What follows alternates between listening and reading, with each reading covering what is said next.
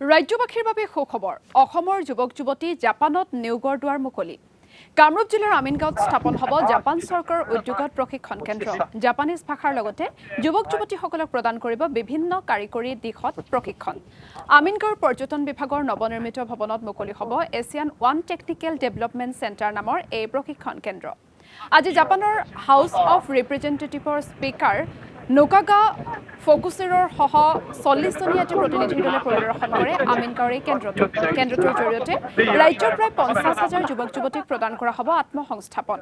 আজি জাপানৰ উচ্চস্তৰীয় দলটোক সংগ দিয়ে মন্ত্ৰী ৰঞ্জিত কুমাৰ দাসে অসমৰ যুৱক যুৱতীৰ বাবে সম্ভাৱনাৰ দুৱাৰ মুকলি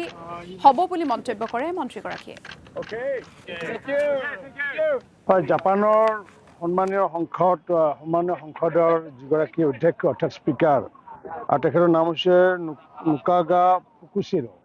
তেওঁৰ নেতৃত্বত 40জনীয়া এটি দল এটা জাপানৰ পৰা আহিছিলে আৰু জাপানৰ পৰা আহি আমাৰ যি ইতিমধ্যে আমি এটিডিচিৰ জৰিয়তে আমাৰ যি ইয়াতে পূৰ্বতে যি আমি গেষ্ট হাউচ বনোৱাৰ কাৰণে আমাৰ প্ৰস্তুতি চলি আছিলে আৰু সেই প্ৰস্তুতি চলি থকা যিটো ভৱনৰ ইতিমধ্যে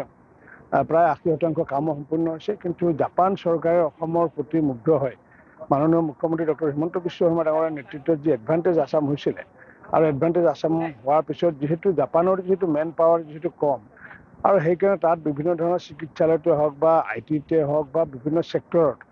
যাতে অসমৰ মানুহে যাতে কাম কৰিব পাৰে আৰু তাৰ কাৰণে তেওঁলোকে নিজাববীয়াকৈ এটা ট্ৰেইনিং চেণ্টাৰ এটা স্থাপন কৰিব আৰু ভৱনটো আমাৰ কিন্তু ট্ৰেইনিং চেণ্টাৰটো তেওঁলোকৰ ট্ৰেইনিং চেণ্টাৰত জাপানীজ ভাষা শিকোৱাৰ লগতে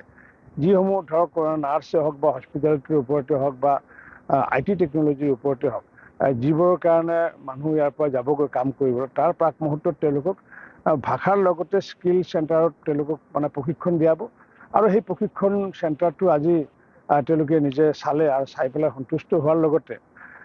আমাৰ অসমৰ লগত যিটো জাপানৰ যিটো টাই আপ সেই টাই আপটো আগন্তুক দিনত অধিক সুদৃঢ় কৰিব বুলি তেওঁলোকে জনাইছে